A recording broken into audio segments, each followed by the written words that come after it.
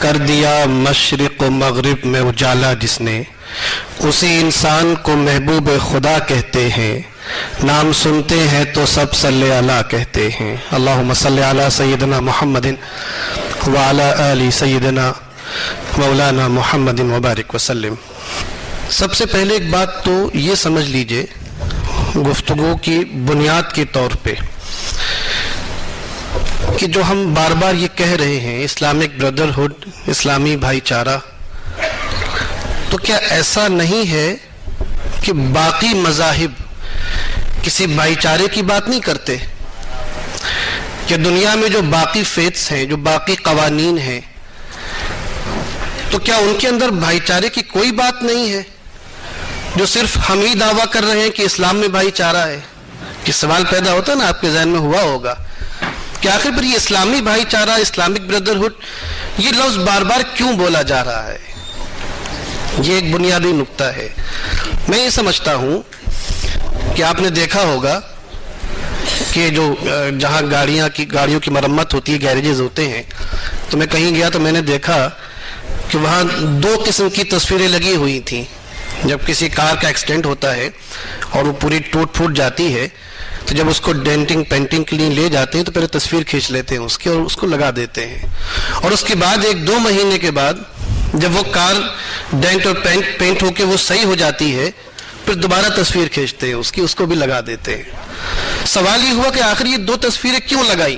انہوں نے جواب یہ دیا، یہ 2 تصویریں ہم نے اس لیے لگائی ہیں کہ جو گاڑی کی صحیح تصویر ہے وہ آپ کے سامنے رہے، اور جب گاڑی ہمارے پاس آئی تھی وہ کس حال میں تھی وہ بھی آپ کے سامنے رہے۔ جب آپ گاڑی کی بدلی ہوئی حالت اور بگڑی ہوئی حالت اور خراب حالت کو دیکھیں گے تو پھر آپ کو ہماری مہارت اور ہمارے کام کا صحیح اندازہ ہوگا کہ آخر ہم نے اس میں کیا کیا ہے۔ تو جب اسلامک بردرہڈ کی بات کرتے ہیں تو یہ بات بنیادی طور پر سمجھنے کی ہے کہ آخر اسلام نے اس دنیا میں کون سے بھائی چارے کی بات کی جو اس سے پہلے دوسرے مذاہب نہیں کرتے تھے۔ جب تک اس چیز کو ہم نہیں سمجھیں گے، میں سمجھتا ہوں کہ صحیح طور پر اسلامی بھائی چارے کا مطلب سمجھ میں نہیں آئے گا۔ ایک بنیادی سوال تو یہ ہوا، اس کا جواب میں بہت اختصار سے دوں، بہت لمبی گفتگو کا موقع نہیں ہے۔ ظاہر ہے کہ آج دنیا کے بدلے ہوئے حالات میں بہت بات ہوتی ہے ایکولیٹی کی، برابری کی، سارے انسانوں کو برابر حق دیا جانا چاہیے، رائٹس کی بات کرتے ہیں، فنڈامنٹل رائٹس کی بات کرتے ہیں۔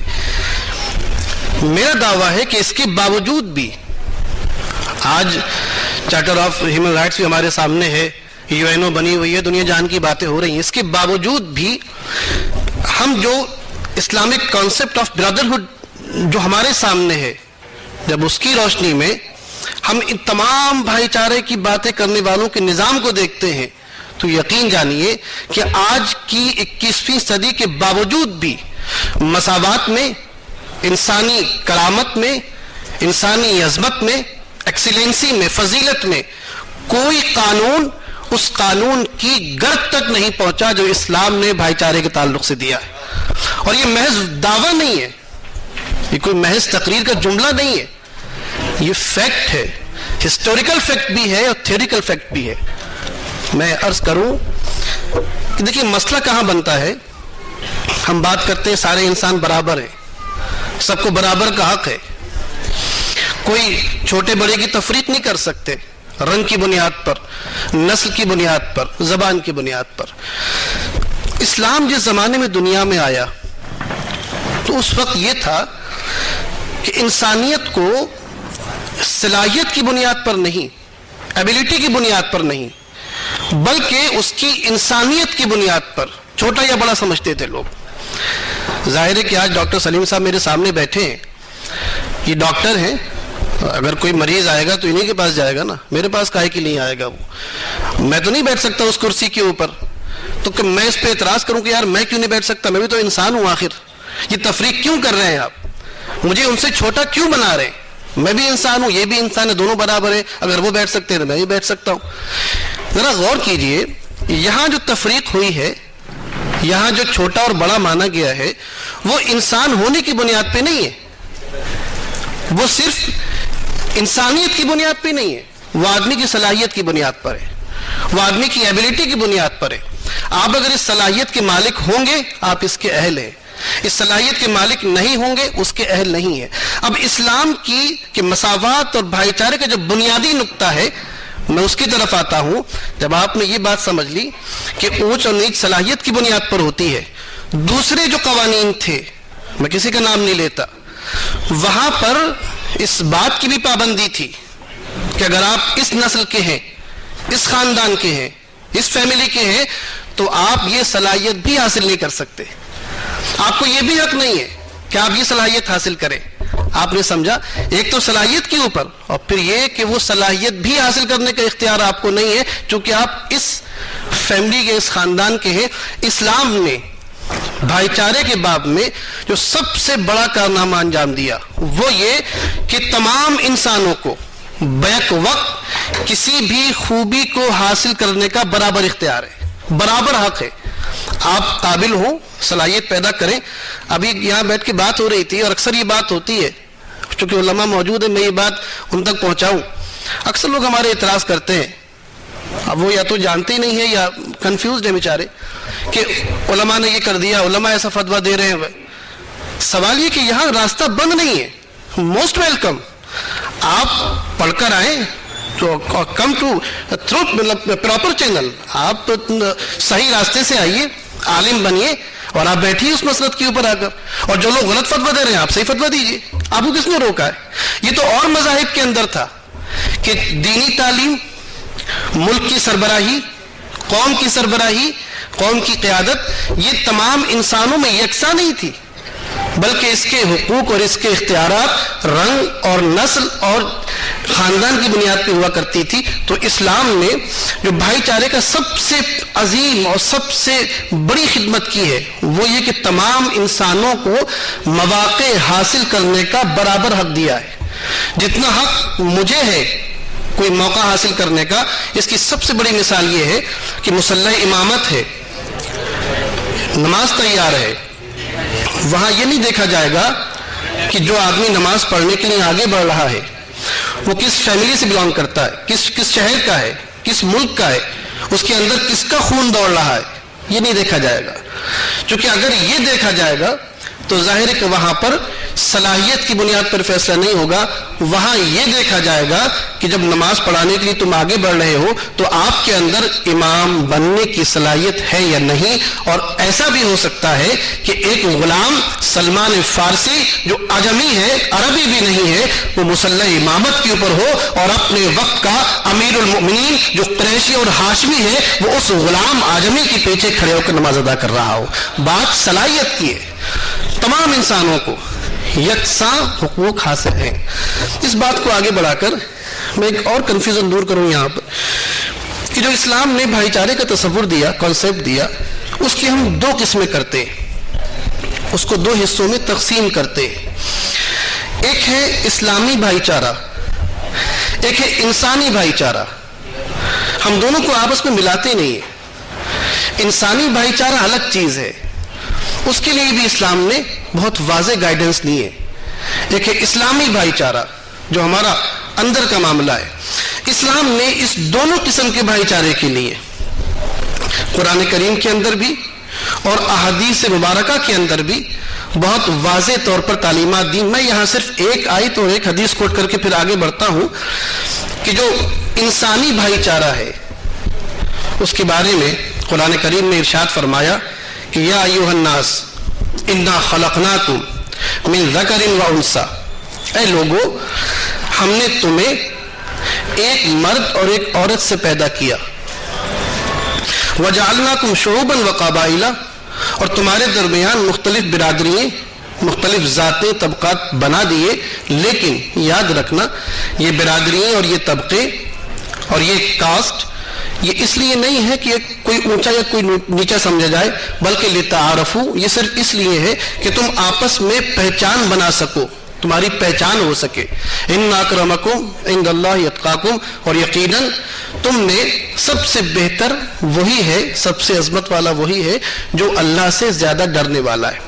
और इस आयत करीमा की बुनियाद पर हुजूर ने इरशाद फरमाया था اور بہت پیاری بات فرمائی کہ کلکم من آدم و آدم من تراب. کوئی یہ نہ سمجھے کہ میں عرب کا رہنے والا ہوں، میں عربی بولتا ہوں، میں رسول اللہ کے خاندان کا ہوں، میں مکے کا رہنے والا، میں مدینے کا رہنے والا. ان بنیادوں پر انسانیت کے درمیان تفریق نہیں کی جا سکتی. کلکم من آدم، تم سب کے سب آدم کی اولاد ہو. اور یاد رکھنا تمہارا مقام یہ ہے کہ وآدم من تراب، اور اللہ نے آدم کو مٹی سے پیدا کیا ہے. مٹی سے بنائے جانے میں تمام انسان برابر ہے. اور یہی بات ہے کہ جب ہم انسانی بھائی چارے کی بات کرتے، جب انسانیت کی بات کرتے، مولانا انوار صاحب نے بھی ایک حدیث پاک پڑھی آپ کے سامنے کہ کس طرح یہودی کا جنازہ آیا اور حضور اس کے لیے کھڑے ہو گئے. آپ آگے چلیے. میں تو جب بھی یہ بات پڑھتا ہوں یا سنتا ہوں تو مجھے ایک عجیب کیفیت طاری ہو جاتی ہے کہ اسلام کے اثر سے، اسلام کے فیض سے، اسلام کا جو تصور ہے بھائی چارے کا، جو انسانی بھائی چارے کا، اس کا فیض کہاں سے کہاں تک پہنچا ہے. ہمارے صوفیاء اکرام میں حضرت محبوب الہی کا نام سنا ہوگا آپ نے، سلطان المشائخ محبوب الہی نظام الدین اولیاء. اور مجھے فخر ہے اس بات پر کہ میں جس شہر کا رہنے والا ہوں آپ بھی اسی شہر کے رہنے والے تھے، بدایوں کے رہنے والے تھے.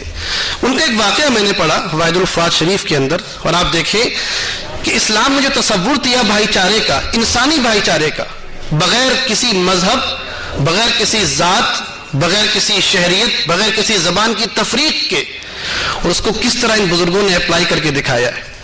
محبوب الہی ٹہلتے ہوئے کہیں جا رہے تھے، بہت اہم بات ہے، اور اس سے اندازہ ہوگا آپ کو کہ آج جو دنیا میں ماحول بنا ہوا ہے، کوئی دہشت گرد قرار دے رہا ہے، کوئی فنڈامنٹلسٹ، ریڈیکل اسلام، یہ سب چیزیں جو الفاظ دیکھتے ہیں، آپ دیکھیے کہ صوفیاء نے اسلام کو کس طرح برتا، کس طرح سمجھا، کس طرح بیہیو کیا اپنے ایک انسانی بھائی کے ساتھ. محبوب الہی تشریف لے جا رہے تھے. آج جہاں بستی نظام الدین ہے اس کا نام پہلے غیاث پور تھا. اس زمانے میں غیاث پور سے باہر نکل کر آپ گئے خادم کے ساتھ ٹہلتے ہوئے، تو آپ نے دیکھا کہ ایک غیر مسلم بڑھیا، ہندو بڑھیا ایک کنویں سے پانی بھر رہی ہے. تو آپ نے اس سے پوچھا، گئے آگے کہ بھئی یہاں سے پانی، اتنی دور سے پانی بھر رہی ہو، دور دراز جنگل بیابان ہے، یہاں کیوں پانی بھرنے آئی ہو، کہاں کی رہنے والی ہو؟ تو اس بڑھیا نے کہا کہ میں غیاث پور کی رہنے والی ہوں. تو آپ کو اور حیرت ہوئی کہ بھئی غیاث پور کے پاس سے تو جمنا بہ رہی ہے، اور جمنا کا پانی اتنا میٹھا ہے، تم نے وہاں پانی کیوں نہیں بھرا؟ اور تم جس کنویں سے پانی بھر کے لے جا رہی ہو، تمہیں شاید پتہ نہ ہو کہ اس کنویں کا پانی میٹھا نہیں ہے، کھاری پانی ہے، نمکین پانی ہے. تو اس بڑھیا نے جواب دیا کہ بابا آپ کوئی شریف آدمی لگتے ہیں، دراصل بات یہ ہے کہ میں ایک غیر مسلم عورت ہوں، بادشاہ مسلمان ہے یہاں کا، بڑی تکلیف دیتا ہے ہمیں، میرا شوہر اس کے محل میں نوکری کرتا ہے، پوری تنخواہ نہیں ملتی، پریشان ہے، ہمارے پاس اتنا پیسہ نہیں ہوتا کہ ہم دن میں 2 وقت کھانا کھا سکیں، دن میں 2 وقت کھانا کھا سکیں. اب مسئلہ یہ ہے کہ جمنا کا پانی میٹھا ضرور ہے مگر کھانا جلدی ہضم کر دیتا ہے، اور اس کنویں کا پانی نمکین ضرور ہے مگر بھاری پانی ہے، اس لیے کھانا زیادہ دیر تک پیٹ میں رہتا ہے. یہ تو ڈاکٹر سلیم صاحب بتائیں گے کہ جو بھاری پانی ہوتا ہے وہ دیر میں ہضم کرتا ہوگا، میں تو نہیں جانتا اس بات کو، جو ہلکا پانی، میٹھا پانی ہو وہ جلدی ہضم کر دیتا ہو. تو بڑھیا نے کہا کہ بابا ہم جمنا کا پانی اس لیے نہیں پیتے کہ اس کو پئیں گے تو بار بار بھوک لگے گی، اور میرے شوہر کی اتنی ہمت نہیں ہے، اتنی آمدنی نہیں ہے کہ ہم دن میں 2 بار کھانا کھا سکیں، اسی لیے میں جمنا کو چھوڑ کر غیاث پور تک آتی ہوں اور یہاں سے اپنے گھڑے میں پانی بھر کے لے جاتی ہوں.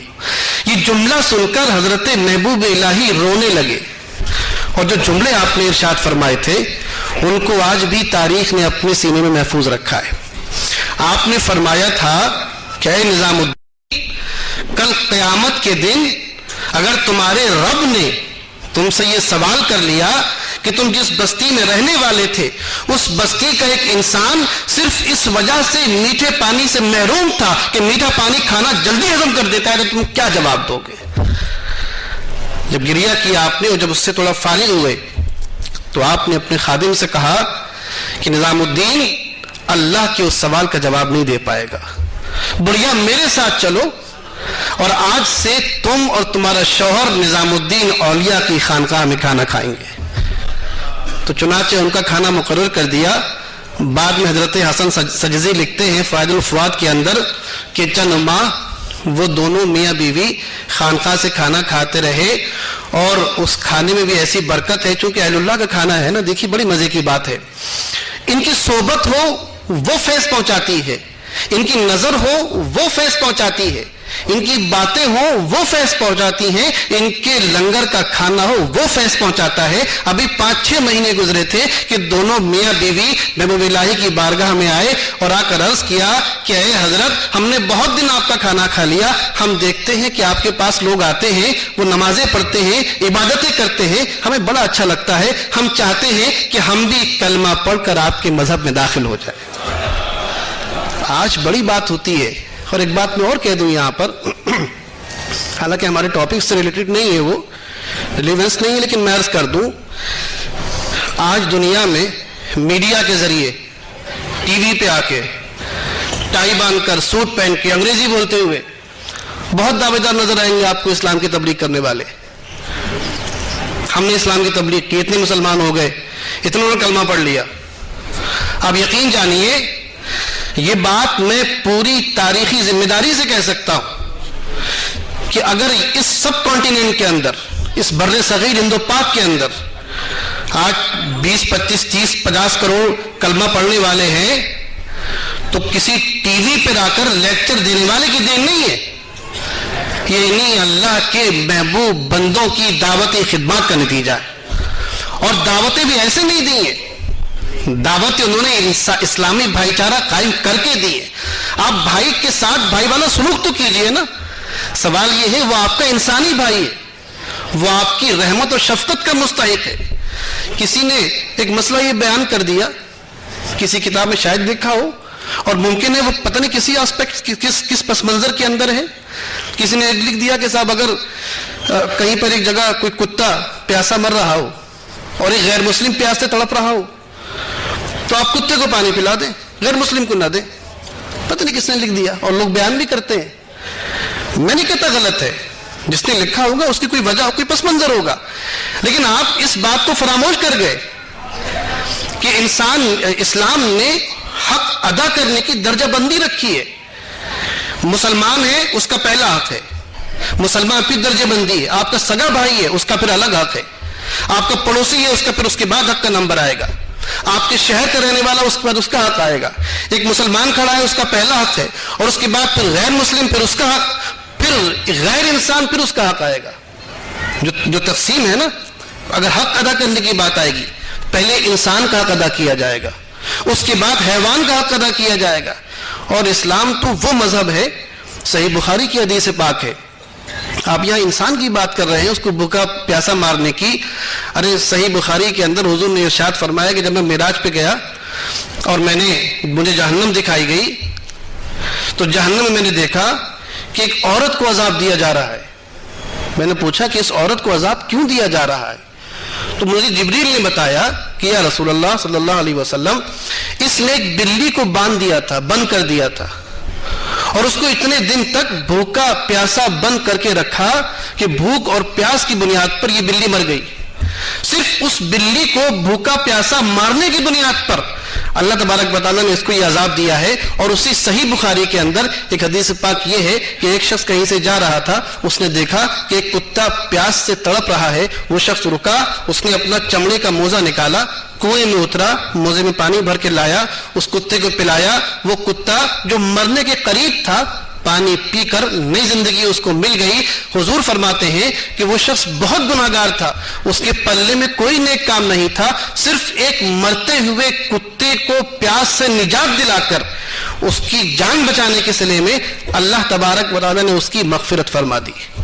تو بھائی اسلام تو انسانیت کی بات چھوڑیے، یعنی وہ تو حیوانوں کے ساتھ اس سلوک کی بات کرتا ہے، اس سلوک کی دعوت دیتا ہے۔ تو جب انسانی بھائی چارے کی بات ہوتی ہے تو اس میں ظاہر ہے کہ اللہ تبارک و تعالیٰ نے قرآن کریم کے اندر اور خود حضور علیہ الصلوۃ والسلام نے احادیث مبارکہ کے اندر انسانوں کے درمیان انسانوں کے ساتھ بھائی چارہ برتنے کا جو اصول بتایا ہے، اس کو چونکہ ہم نے بھلا دیا۔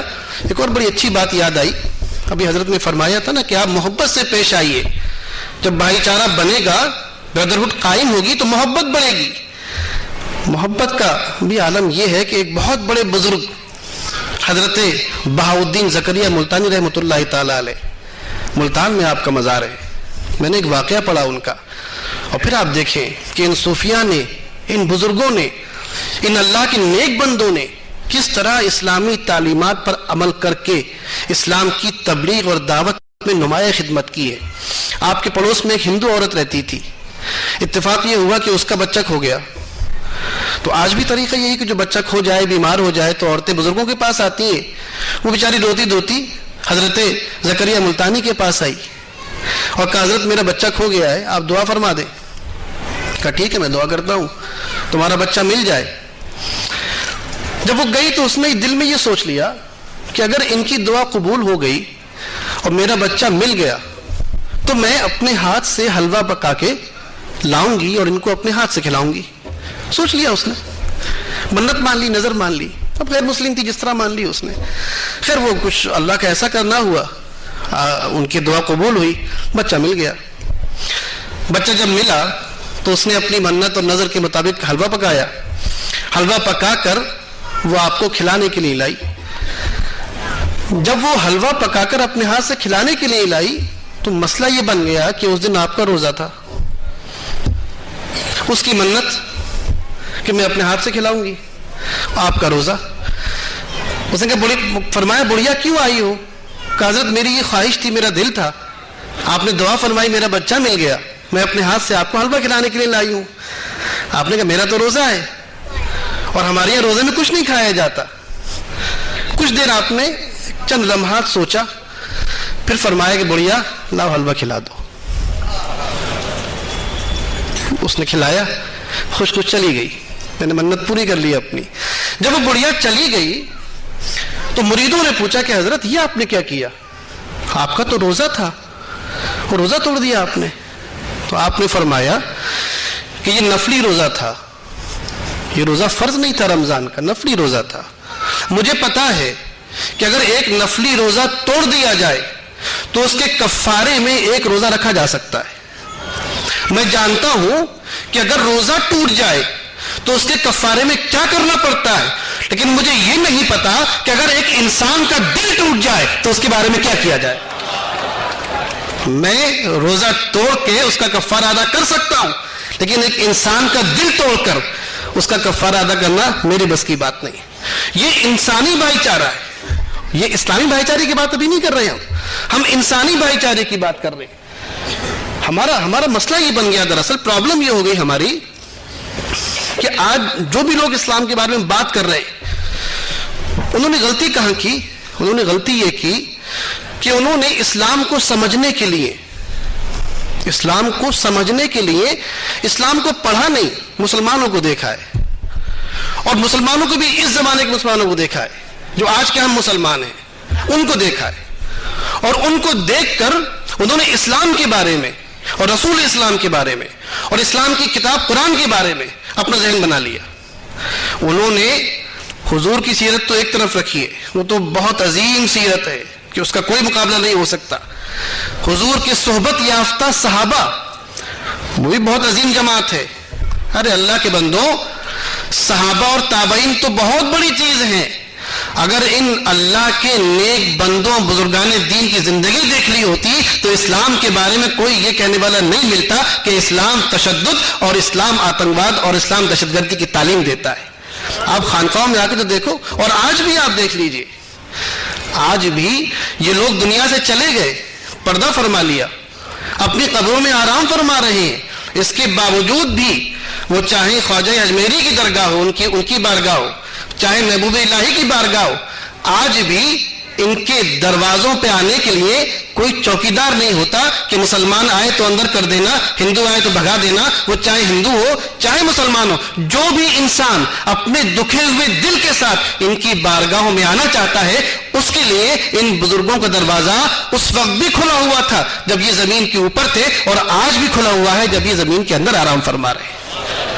کتنا بڑا ثبوت ہے. تو چونکہ ہماری پرابلم یہ ہوئی کہ ان لوگوں نے ہماری زندگی آج دیکھی، ہمارے عمل کو دیکھا، ہمارے بیہیویئر کو دیکھا، اور ہمیں دیکھ کر یہ ریڈیکل اسلام ہے، یہ لبرل اسلام ہے.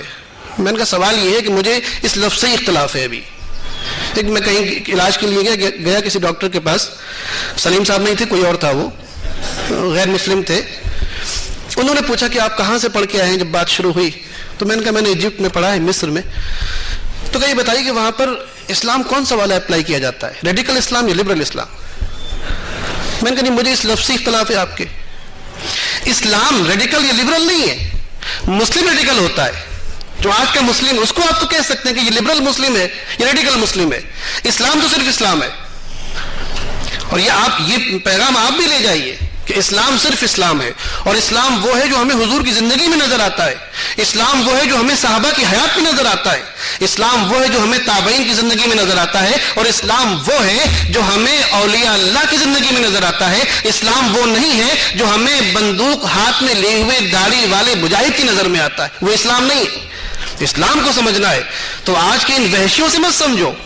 اسلام کے تصور بھائی چارے کو سمجھنا ہے تو محبوب الہی کے بارگاہ میں آؤ اور اس بڑھیا کے ساتھ کھڑے ہو کر سمجھو کہ اسلام کا بھائی چارہ کیا ہے اور اسلام کا تصور کانسیپٹ آف بردرہڈ کیا ہے. وہاں آپ کو سمجھ میں آئے گا. اب میں اس بات کو آگے بڑھاتے ہوئے یہ 2-3 باتیں عرض کروں کہ جب یہ بات سمجھ میں آئی کہ انسانی بھائی چارہ کیا ہے، ہم وہ ہندو ہو، وہ مسلمان ہو، وہ کسی قوم کا، کسی مذہب کا ہو، اس کے کچھ حقوق بہرحال ہیں، اس کے کچھ رائٹس ہیں جو بحیثیت انسان ہمیں ادا کرنا ہے. اس سے ہم منہ نہیں موڑ سکتے. اور اسلام نے اس سلسلے میں بہت واضح ہدایت دی ہیں. چونکہ ٹائم اب زیادہ نہیں رہ گیا، میں تفصیل میں نہ جاتے ہوئے اب صرف اس پر آتا ہوں کہ اسلامی بھائی چارہ کیا ہے، جس کو ہم اسلامک بردرہڈ کہہ سکتے ہیں. اسلامی بھائی چارہ، اس میں کوئی شک نہیں کہ جہاں اسلام نے انسانی بھائی چارے کی بات کی، ظاہر ہے کہ فرمایا کہ کلکم من آدم، تم سب کے سب آدم سے پیدا کیے گئے ہو. اسلام نے جب انسانی بھائی چارے کی بات کی تو اس کا تصور اس طرح دیا کہ دراصل یہ ایک فیملی ہے، ایک خاندان ہے. ہمارے بلائیوں میں ایک صاحب تھے، غیر مسلم ہیں، وہ آئے میرے پاس ایک بار، کسی اخبار کے نمائندے ہیں. وہ کچھ کنفیوز تھے کسی معاملے میں اسلامک اس میں. تو بات چیت شروع ہوئی ان سے. تو میں نے ان سے ایک بات کہی، میں نے ان سے یہ کہا، میرا جو اپنا سگا بھائی ہے چھوٹا، وہ بھی بیٹھا ہوا تھا وہاں پر، عطیف نام ہے اس کا. میں نے کہا آشیش بھائی، پہلی بات تو یہ سمجھ لو بات شروع کرنے سے پہلے کہ میرا اور آپ کا خون کا رشتہ ہے. آپ اگر میرے پاس یہاں پر آئے ہیں تو یوں ہی نہیں آئے، اور اگر میں آپ سے بات کر رہا ہوں، میرا اور آپ کا خون کا رشتہ ہے. آپ کو بڑی حیرت ہوگی کہ بھئی خون کا رشتہ کیسے ہو سکتا ہے. میں نے کہا بالکل اسی طرح جس طرح میرا سگا بھائی بیٹھا ہوا ہے، اس کا اور میرا خون کا رشتہ ہے، اسی طرح آپ سے بھی میرا خون کا رشتہ ہے. فرق صرف اتنا ہے کہ میرا اور میرے بھائی عطیف کا خون ایک نسل میں جا کے مل جاتا ہے. بھئی میرے والد، ان کے والد خون جا کے مل گیا. میرا کوئی کزن ہو، اس کا اور میرا خون جا کے دادا میں مل جائے گا. ہم اور آپ ہیں 100 پشت میں، 200 پشت میں، 300 پشت میں، کہیں نہ کہیں جا کر، اور اگر نہیں ملا تو حضرت آدم میں تو مل ہی جائے گا. اگر نہیں ملا کہیں تو حضرت آدم تک تو پہنچ کے مل ہی جائے گا. آپ اس نسل کے ساتھ جائیں گے، میرے شیرے کو آپ دیکھیے اور آپ کے پیرنٹس کو ہم دیکھتے ہیں آگے تک، تو کہیں نہ کہیں جا کر ایک مرد اور عورت ایسے ضرور ہوں گے کہ جن کے ایک بیٹے کی اولاد میں آپ ہیں، ایک بیٹے کی اولاد میں میں ہوں. اور اگر یہ نہ ہوا تو کم سے کم حضرت آدم اور حضرت حوا تک پہنچ کر یہ ہو ہی جائے گا کہ آدم بھی میرے دادا ملیں گے اور حوا میری دادی، اور آپ کی بھی دادا اور آپ کی بھی دادی. تو پتہ یہ چلا کہ میرا اور آپ کا ویسا ہی خون کا رشتہ ہے جیسا میرا اور میرے سگے بھائی کا خون کا رشتہ ہے. اب ذرا سوچئے کہ جب خون کا رشتہ بن گیا، ہماری پرابلم یہ بھی ہے، اس میں اتنے مسئلے کس کس پر بولا جائے. ایک مسئلہ یہ بھی بہت بڑا ہمارے پاس ہو گیا کہ ہم نے یہ سمجھ لیا کہ اگر کوئی ہمارے مذہب کا نہیں ہے، غیر مذہب کا ہے، تو اب ہر طرح اس سے نفرت، ڈانٹ پھٹکار، بھگانا، اب ہر قسم کے سلوک کا حقدار ہے وہ.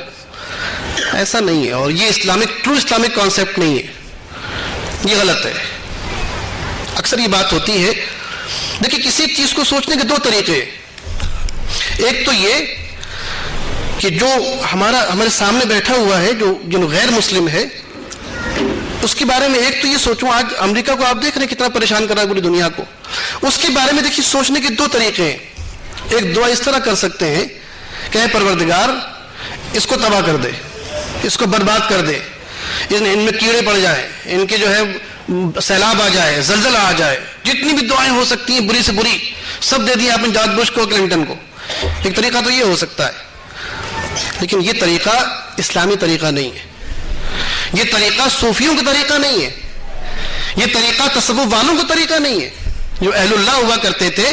میں نے کہا سوال یہ ہے کہ ان لوگوں کی آخرت تو خراب ہے ہی ہے، آخرت تو خراب ہے نا ان کی، چونکہ ایمان نہیں لائے. دنیا کم سے کم اچھی ہے، اب اس کے بھی پیچھے پڑ گئے کہ دنیا بھی خراب ہو جائے.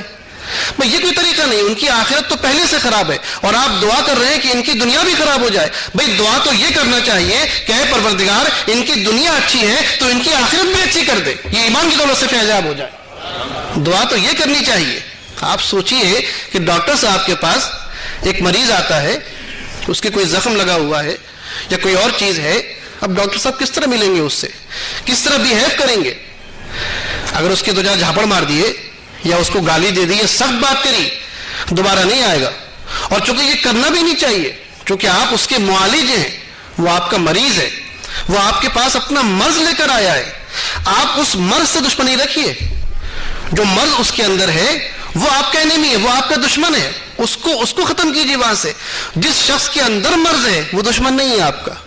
بالکل اسی طرح جو غیر مسلم ہے وہ آپ کا انسانی بھائی ہے اور آپ کی ہمدردی کا پورا مستحق ہے. اس کے اندر جو کفر کی آلودگی ہے، جو کفر کی غلاظت ہے، اس کو دور کرنے کی کوشش کیجئے. اس کو سرے سے اس کافر کیوں ختم کرنا چاہتے ہیں آپ؟ اسلام نے کبھی کافر کو ختم کرنے کی بات نہیں کی، اس کے کفر کو ختم کرنے کی بات کی ہے، کیونکہ بہرحال وہ ایک انسان ہے اور انسان ہونے کے ناطے حضرت آدم کی اولاد ہے، اور حضرت آدم کی اولاد ہونے کے ناطے وہ اسی فیملی کا ایک فرد ہے جس فیملی سے ہم اور آپ تعلق رکھتے ہیں.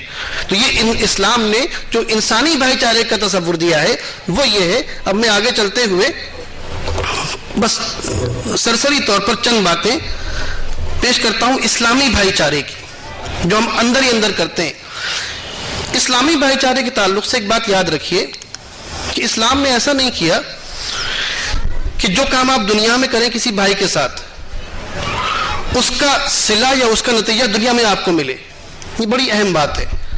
ایسا نہیں ہے کہ اگر یہ آپ کو حکم دیا گیا کہ کسی مسلمان بھائی کے ساتھ اچھا سلوک کرو تو اس لالچ میں کرو کہ تمہارے ساتھ بھی اچھا سلوک کرے. ایسا نہیں ہے. کیونکہ اگر یہ بات ہو کہ ایک مسلمان کے ساتھ اچھا سلوک اس بنیاد پہ کیا جائے کہ وہ بھی ہمارے ساتھ لوٹ کے اچھا سلوک کرے تو یہ کام اللہ کے لیے نہیں ہوا، یہ کام اپنی ذات کے لیے ہو گیا. اور اللہ تبارک و تعالیٰ ان کاموں سے خوش ہوتا ہے جو خالص اللہ کے لیے کی جاتے ہیں. اسی لیے اسلام نے جہاں بھی کوئی حکم دیا کہ اپنے مسلمان بھائی کے ساتھ ایسا سلوک کرو، یہ رواداری برتو، اس طرح بیہیو کرو، تو اس کے انعام میں دنیا کی نہیں آخرت کی نعمت کی بشارت اور خوشخبری سنائی ہے. فرمایا کہ جس شخص نے من نفس عن مؤمن قربتا من قرب الدنیا، جس شخص نے اپنے مسلمان بھائی سے دنیا کی کسی پریشانی کو دور کیا، کسی مصیبت کو دور کیا، میں اس کو خوشخبری دیتا ہوں کہ اللہ تبارک و تعالی قیامت کی پریشانیوں میں سے ایک پریشانی اس سے دور فرما دے گا. تو یعنی جو کام دنیا میں آپ کریں گے، جس مسلمان کے ساتھ جو نیکی کریں گے، بالکل ویسی ہی نیکی اور ویسے ہی صلہ اور ویسے ہی انعام اللہ تبارک و تعالیٰ آپ کو قیامت کے دن عطا فرمائے گا.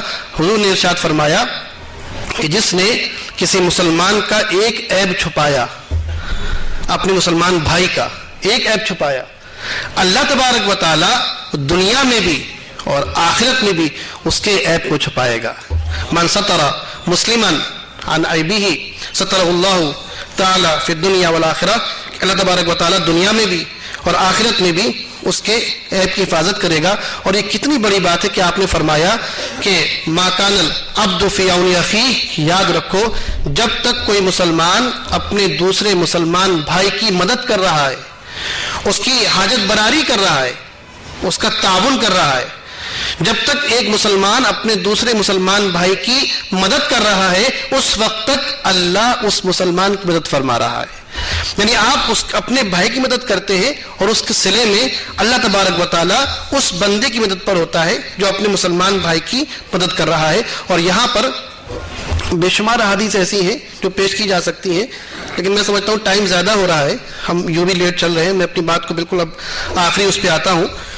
2-3 میں حدیث سے اور پیش کروں آپ کے سامنے جس سے آپ کو اندازہ ہو کہ اللہ تبارک و تعالیٰ اور اس کے رسول نے اسلامی بھائی چارے کو قائم کرنے کے لیے کیا کیا ہدایت عطا فرمائی. یعنی دو بھائیوں کے درمیان محبت کرنا، محبت پیدا کرانا اور دوری کرانا، یہ دو ایسی چیزیں ہیں کہ دو بھائیوں کے درمیان صلح صفائی کرانا، محبت پیدا کرنا، یہ ایک بہت بڑی نیکی ہے. اللہ نے اس کا بہت بڑا ثواب رکھا ہے. اور اسی طرح دو بھائیوں کے درمیان پھوٹ پڑوانا، تفریق پیدا کر دینا، علیحدگی کروا دینا، یہ بہت بڑا عذاب ہے. اس کا اندازہ آپ اس بات سے کیجئے کہ حضور نے فرمایا کہ جس شخص کے اگر جھوٹ تو برا ہی ہے، ہر حال میں برا ہے، جھوٹ بولنا اچھی بات نہیں ہے، لیکن آپ نے فرمایا کہ اگر دو مسلمان بھائیوں کے درمیان تفریق ہو جائے، نفرت پیدا ہو جائے، دوری بچ جائے، تو ان دو مسلمانوں کو آپس میں قریب لانے کے لیے، ان میں محبت پیدا کرنے کے لیے جھوٹ بولنا بھی جائز ہے. اندازہ لگائیے آپ کہ دو مسلمان بھائیوں کے درمیان قربت پیدا کرنا کتنی بڑی بات ہے کہ حضور نے فرمایا کہ وہ جھوٹ نہیں مانا جاتا جو اس نیت اور اس ارادے سے بولا جائے کہ دو بچھڑے ہوئے بھائیوں کے درمیان صلح پیدا کر دی جائے. اور بالکل الٹا اس کا یہ فرمایا یاد رکھو من فرق بیننا فلیس منا، کہ جس نے ہمارے درمیان مسلمان بھائیوں کے درمیان پھوٹ پڑوائی، تفریق پیدا کی، دوری بنائی، علیحدگی کروا دی، یاد رکھے اس کا مجھ سے کوئی تعلق نہیں ہے، فلیس منا، وہ ہم میں سے نہیں ہے.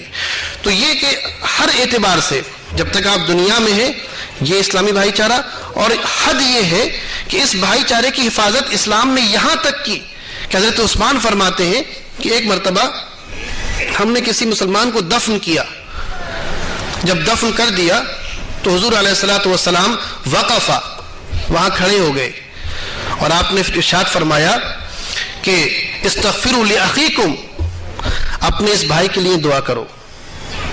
چونکہ اب اس سے سوال کیے جانے، پتہ یہ چلا کہ اسلامی بھائی چارہ صرف دنیا کی حد تک نہیں ہے، بلکہ یہ تو ایسا بھائی چارہ ہے کہ جب آپ کا بھائی دنیا سے چلا گیا اس کے باوجود بھی آپ کو یہ حکم دیا جا رہا ہے کہ اس کے ساتھ نیکی، اس کے لیے دعا اور اس کے ساتھ اچھا سلوک کریں، اس طور پر کہ اس کے لیے دعائیں مغفرت کرتے رہیں. پتہ یہ چلا کہ اسلامی بھائی چارہ دنیا کے اندر بھی اور آخرت کے اندر بھی وہ اسی طرح رہے گا جس طرح دنیا کے اندر ہے. اور کیا آپ نے یہ حدیث نہیں سنی کہ کسی نے حضور سے پوچھا یا رسول اللہ جب ہم جنت میں جائیں گے تو یہاں جو ہمارے تعلقات ہیں، جس طرح ہم رہتے ہیں، تو وہاں ہماری ملاقات ہوگی کہ نہیں ہوگی ہمارے دوسرے لوگوں سے، رشتہ داروں سے؟ تو آپ نے ارشاد فرمایا یاد رکھو کہ جو تعلق تمہارا جس سے دنیا میں ہوگا وہی تعلق اخوت اور بھائی چارے کا آخرت میں بھی ہوگا. تم جس طرح یہاں اپنے دوست سے ملتے تھے، اس سے باتیں کرتے تھے، اس سے بھائی چارہ قائم کرتے تھے، بالکل اسی طرح جنت کے اندر بھی وہ تمام لوگ آپس میں ملتے رہیں گے اور آپس میں ایک دوسرے کو پہچانتے رہیں گے. اور یہ بھی فرمایا کہ پھر کبھی کبھی ایسا بھی ہوگا کہ اگر کسی انسان نے کسی مسلمان نے دوسرے مسلمان کے ساتھ کوئی برائی کی ہوگی، وہ اس کو یاد آئے گی، وہاں تعلق بن جائے گا، وہاں تو کوئی اختلاف ہوگا نہیں. تو وہ بھائی کبھی کبھی اس کو یاد دلائے گا، تمہیں یاد ہے میں اس جگہ بیٹھا ہوا تھا اور تم نے میرے ساتھ یہ برائی کی تھی؟ تو کہے گا ہاں مجھے یاد ہے. لیکن وہ ہمارا رحم کرنے والا رب ہے کہ اللہ تبارک و تعالیٰ نے میری اس برائی کو معاف فرمایا. اور آخر میں جہاں بات ختم کرنے کی نوبت آئی تو حضور نے ارشاد فرمایا کہ جب مدینے میں تشریف لائے آپ ہجرت کے بعد، تو آپ نے یہ سوچا کہ جو قرآن کریم کے اندر جو تصور دیا گیا بھائی چارے کا اس کو اپلائی کر کے دکھا دوں. تو آپ نے اس طرح اپلائی کیا کہ آپ نے سب کو جمع کیا, صحابہ کو, اس میں مہاجرین بھی تھے, اس میں انصار بھی تھے, جو مدینے کے رہنے والے, مکے کے رہنے والے, اور آپ نے ایک آدمی مہاجرین میں سے, ایک انصار میں سے لیا اور فرمایا تم ان کے بھائی ہو, زید بن ثابت ابو عبیدہ کے بھائی ہیں, فلاں شخص ان کا بھائی ہے, فلاں ان کا بھائی ہے, میں آج سے تم دونوں کو آپس میں بھائی بناتا ہوں. جب بھائی بن گئے, بس میں ختم کرتا ہوں بات, اور ذرا اندازہ لگائیے کہ اسلامی بھائی چارے نے بات کو کہاں تک پہنچا دیا تھا, اور آج ہم اسلامی بھائی چارے کے کتنے پیچھے آ گئے. اس اسلامی بھائی چارے کا عالم یہ تھا کہ جب وہ دونوں بھائی بھائی وہاں سے اٹھ کے اپنے گھر کی طرف گئے, حضرت زید بن ثابت انصاری ہیں, حضرت ابو عبیدہ بن جراح مہاجر, یہ مکے شریف سے آئے تھے, ایک مکے کے ایک مدینے کے, آپس میں کوئی خونی رشتہ نہیں تھا, کوئی تعلق نہیں تھا, صرف اسلام کا رشتہ تھا. اور یہ رشتہ تھا کہ حضور نے ارشاد فرما دیا تھا کہ زید آج سے ابو عبیدہ تمہارے بھائی ہیں. جب یہ لوگ اٹھ کر گھر پر گئے, حضرت زید نے فرمایا کہ ابو عبیدہ آج سے تم میرے بھائی ہو, میرے 2 مکان ہیں, ایک مکان اپنے لیے رکھتا ہوں, ایک مکان تمہیں دیتا ہوں, میرے 2 کھیت ہیں, ایک کھیت اپنے لیے رکھتا ہوں, باپ تمہیں دیتا ہوں, میری 2 بیویاں ہیں, ایک کو طلاق دیتا ہوں, تم اسے شادی کر لو. یعنی اسلامی بھائی چارہ یہاں تک پہنچتا ہے. آدمی وہاں پہلے آئے تو, اور آج ہم کہاں پہنچے ہوئے ہیں یہ ہمیں بتانے کی ضرورت نہیں ہے. اللہ تبارک تعالیٰ سے دعا ہے کہ ہمارے یہ سیمینار صرف سننے, بیٹھنے اور واہ واہ کرنے تک محدود نہ رہے, بلکہ جو پیغام, جو میسج ہم آپ تک پہنچانا چاہتے ہیں.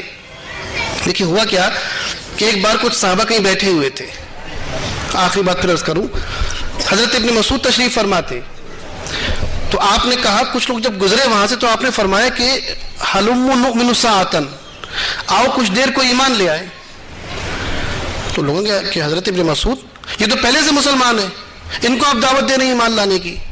تو آپ نے فرمایا دراصل بات یہ ہے کہ ایمان تو رکھتے ہیں, لیکن دنیا کی آلودگی میں پڑھ کر ان کا ایمان کمزور ہو جاتا ہے, ان کو احساس نہیں رہتا کہ ہم مسلمان ہیں, ہماری ذمہ داری کیا ہے. آؤ کچھ دیر ہماری صحبت میں بیٹھو اور ایمان کی تجدید کر لو. یہ الاخلاص فاؤنڈیشن کے سیمینار دراصل اسی ایمان کو تازہ کرنے کی ایک کوشش ہے کہ ہم دنیا میں اتنے الجھے ہوئے ہیں, ہم یہ چاہتے ہیں کچھ دیر کے لیے یہاں بیٹھیں, اللہ کی کتاب کو سنیں, اس کو سمجھیں, اور اس اللہ کے پیغام کو سمجھیں جس پیغام پر عمل کرنے کی ذمہ داری ہماری اجتماعی طور پر بنتی ہے. تو آج کے ہمارے اس سیمینار کا یہی پیغام ہے کہ آپس میں بھائی چارہ قائم کریں, محبت قائم کریں, نفرتوں کی دیوار کو ہٹائیں. اور یہ محبتیں صرف مسلمانوں کے ساتھ خاص نہیں ہے, اسلام نے تو ہر حال میں محبتیں تقسیم فرمانے کا حکم دیا ہے. جب وہ یہ حکم دیتا ہے کہ اے لوگوں بیواؤں کی مدد کرو, اور جب حضور نے یہ فرمایا انا وکافل الیتیم کہاتین فی الجنہ, جب آپ نے یہ فرمایا کہ سن لو کہ یتیم کی مدد کرنے والا میرے ساتھ جنت میں ایسا رہے گا جیسے یہ دونوں انگلیاں برابر برابر ہیں. حضور نے کہیں قید نہیں لگائی کہ یتیم اگر مسلمان ہو تو جنت میں جاؤ گے, اگر ہندو ہو تو کوئی ثواب نہیں ملے گا. اسلام نے انسانی بھائی چارے کا یہ تصور دیا ہے کہ نیکی چاہے کسی کے ساتھ کی جائے وہ بہرحال نیکی ہوتی ہے, اور اللہ تبارک و تعالی اس کا اجر عطا فرماتا ہے. آج کا یہی پیغام لے کر جائیے اور اس عزم کے ساتھ جائیے کہ ہم جو پیغام بھول چکے ہیں, جس راستے سے دور جا پڑے ہیں, اس کو دوبارہ اپنے درمیان پیدا کریں, اس راستے پر لوٹ کر آئیں, اپنے درمیان محبتیں پیدا کریں, شفقتیں پیدا کریں, رحم اخوت پیدا کریں, اپنوں کے ساتھ بھی غیروں کے ساتھ بھی, تاکہ آج بدلے ہوئے حالات میں ہم دنیا والوں کے سامنے اسلام کا اور رسول اسلام کی صحیح تصویر پیش کر سکیں. بس ان 4 مصروں کے ساتھ میں اپنی بات ختم کرتا ہوں کہ ہم ان کا نقش پا بھولے ہوئے ہیں, ہم ان کا نقش پا بھولے ہوئے ہیں. خدا بندہ یہ کیا بھولے ہوئے ہیں, چلو پھر لوٹ جائیں اس طرف کو جدھر کا راستہ بھولے ہوئے ہیں. السلام علیکم ورحمۃ اللہ وبرکاتہ.